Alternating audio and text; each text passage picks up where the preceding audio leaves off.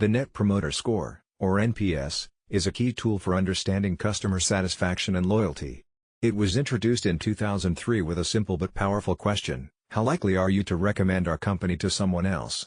This score has become widely used because it not only measures loyalty but also helps predict long-term business growth.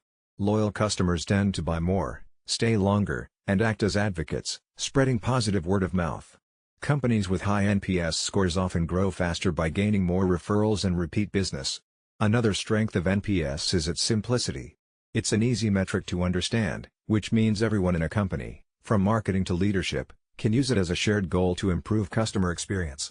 This presentation will look at how NPS works, how to implement it effectively, consider real examples, and discuss both its benefits and limitations so you can see how it can support your business strategy. NPS acts as a catalyst for creating a customer-focused culture by encouraging teams to ask important questions like why customers are unhappy, what can be improved, and how to generate more promoters. This shift in mindset, focusing on understanding and addressing customer feedback, often proves more valuable than the actual score. Additionally, NPS serves as a benchmarking tool, allowing businesses to compare their scores against industry averages, competitors, and their own past performance. This comparison helps leaders gauge whether their customer experience efforts are advancing or lagging. To implement NPS effectively, start by asking the core question: how likely customers are to recommend your company on a scale of 0 to 10, followed by asking why they gave that score. Then, categorize respondents into 3 groups: promoters, who score 9 or 10 and are enthusiastic supporters; passives, who score 7 or 8 and are satisfied but not overly enthusiastic; and detractors, who score between 0 and 6 and may hurt the brand. This structure helps you understand customer sentiment clearly and direct efforts to improve loyalty and satisfaction. To calculate the Net Promoter Score, you subtract the percentage of detractors from the percentage of promoters. Scores can range from -100 to +100.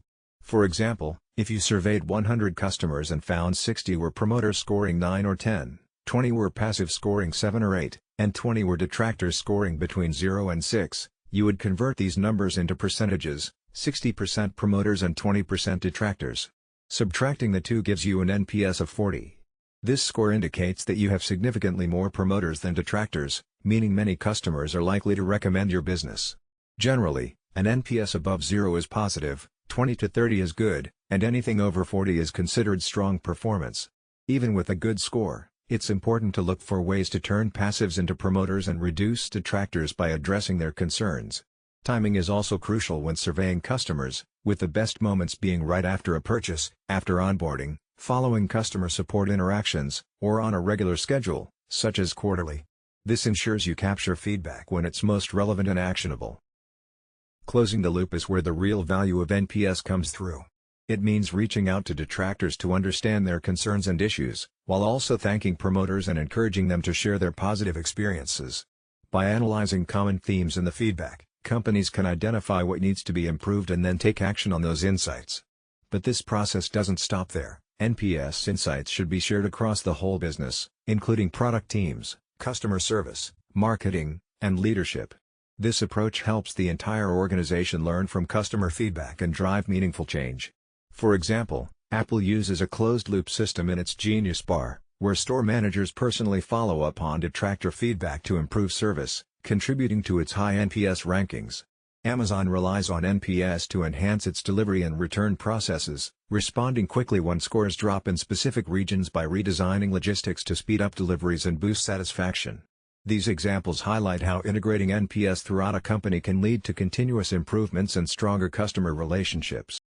Airbnb uses NPS to assess both hosts and guests, and low scores lead to reviews, coaching, or even removal from the platform to maintain quality and trust.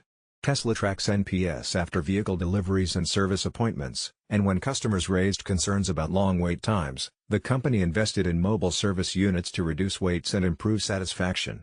Subscription-based SaaS companies like HubSpot and Slack rely on NPS to predict customer churn. When scores drop, they proactively reach out to at-risk users to prevent cancellations and boost retention.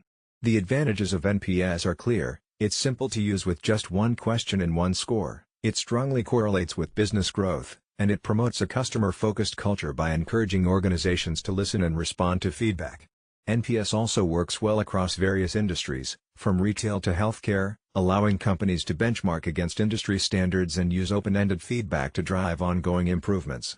The illustration here shows a clever chase, symbolizing how companies pursue customer loyalty and satisfaction through these efforts. While the Net Promoter Score offers valuable insights, it does have some drawbacks. First, it simplifies customer sentiment into just one number, which can hide the details behind how customers really feel. Cultural differences also play a role, as some regions rarely give the highest scores, which can skew comparisons.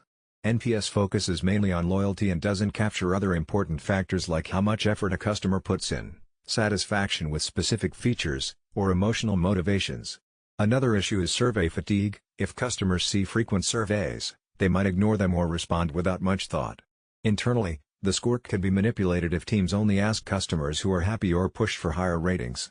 Finally, the score itself doesn't explain why customers feel the way they do, so without follow-up questions or qualitative feedback, it doesn't provide a full picture of what needs to be improved. The Net Promoter Score is one of the most widely used customer experience metrics because of its simplicity and its ability to open up important conversations about loyalty, satisfaction, and growth over time. But it's important to remember that NPS isn't a complete solution on its own. It works best when combined with other methods like gathering detailed feedback, making operational improvements, and genuinely paying attention to what customers say. When done well, by asking the right questions, following up with customers, and making changes based on their input, NPS becomes more than just a number. It acts as a guide that helps businesses build stronger relationships, improve their products, and achieve sustainable growth.